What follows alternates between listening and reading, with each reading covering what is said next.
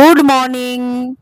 আজকে শুরু করলাম আমার রান্নাঘর থেকে। আসলে আমি অনেকটাই ভোরে উঠে যাই, মোটামুটি ৫টা থেকে ৫:৩০টার মধ্যে।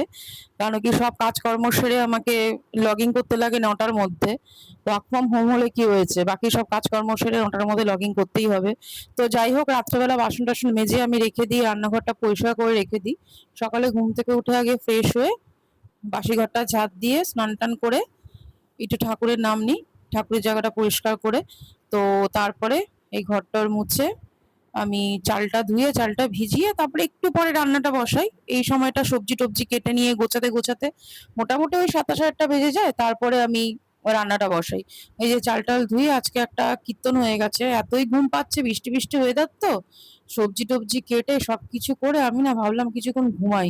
সেই ঘুম ভাঙলো সোজা আমার ৮:৩০। আমি তো চোখে দিশাহারা হয়ে গেছি, কারণ আমার ৯টা থেকে log in. Good morning. Good morning. বলো, ঘুমে আর পাচ্ছি না, ঢুলে পড়ছি। তোমাকে কাক ভোরে কে উঠতে বলে বলো তো? হ্যাঁ গো, উঠবো না। এই যে রান্না করছি, লগইনটা তো করতে লাগবে ৯টার মধ্যে। ঠিক আছে, করো। হ্যাঁ, তো এ নাও তোমার টিফিনটা খেয়ে নাও। তোমার আজকে চিড়ে দই আর আমার এই হলুদ চাউমিন। আজকে তো সোমবার, তো আজকে নিরামিষ করবো। শ্রাবণ মাসে সোমবারটা নিরামিষই খাই। তো এই যে আলু ঝিঙে পোস্ত করব, পোস্ত লঙ্কা নিয়ে নিয়েছি, একটু ডাল সেদ্ধ করব, আলু ভাতে করব, ব্যাস। আর কিছু আজকে করব না। ঠিক আছে, চলো। ব্রেকফাস্টটা করে রান্না বান্নাটা সেরে নিই। তো আজকে ঝিঙে পোস্তটা দেখায়, আমি জানি সবাই সবাই জানো আলু ঝিঙে পোস্ত, বাট ওই যে একটা কথা বলি, আমার ভালো লাগে দেখাতে, শেয়ার করতে তোমাদের সাথে। তো যাই হোক, রান্নাটা সর্ষে তেলে করব। তেলটা গরম হয়ে গেছে, আলুটা ডুমো ডুমো করে কেটে রেখেছিলাম। একটু তেলে নুন দিয়ে আলুটা ভালো মতো একটু ভেজে নেব ঢাকা দিয়ে।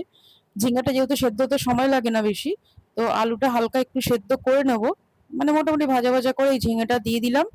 ঝিঙে আর আলু ভালো করে ভাজা হয়ে গেলে একটু কালো জিরে শুকনো লঙ্কা ফোড়ন দেবো। মানে এক ফোড়নেই রান্না হয়ে যায় ঝিঙে আলু পোস্ত, এত সোজা রান্না, তাড়াতাড়ি হয়ে যায়।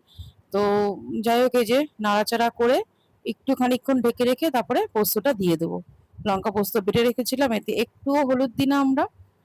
আম, একটু নাড়াচাড়া করে নিলাম, করে ঢেকে দেবো, ব্যাস।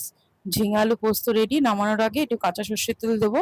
এই কাঁচা পোস্ত আর সর্ষের তেলের স্মেলটা কিন্তু দারুণ আসে। আর একটু সামান্য পরিমাণে চিনি দিয়ে দিলাম। আমি খুবই কম মিষ্টি খাই আমরা, বাট অনেকে একটু বেশি মিষ্টি খায়, তো তারা বেশি মিষ্টি দেয় আলু পোস্ততে, ঝিঙে পোস্ততে। তো রান্না বান্না খুব তাড়াতাড়ি হয়ে গেছে আজকে, কারণ একদম ভাল লাগছে না। সারাদিন দেখো মুখটা কেমন ঘুম ঘুম ঘুম ঘুম। এখন কি করছো গো?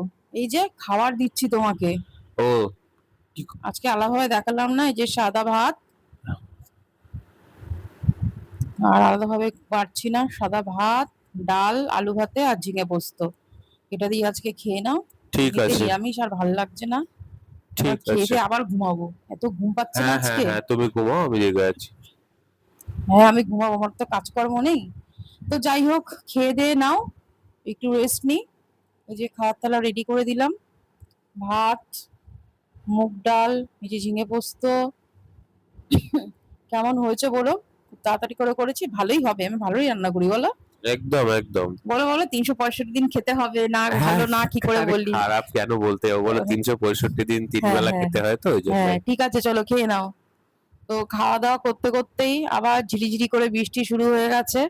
তো ছাদে কিছু জামা কাপড় দেওয়া ছিল, ওগুলো তুলে নিয়ে এসে একটু রেস্ট নিয়ে, অফিসের কাজটাও সাথে সাথে করতে লাগে, কারণ শিফট টাইমে তো আর রেস্ট নেওয়া যায় না। যাই হোক, তো কাজকর্ম সেরে চা টা খেয়ে একটু বসেছিলাম। তারপরে রাতে করলাম গরম গরম লুচি, আসলে আটাই মেখেছিলাম রুটি করবো বলে।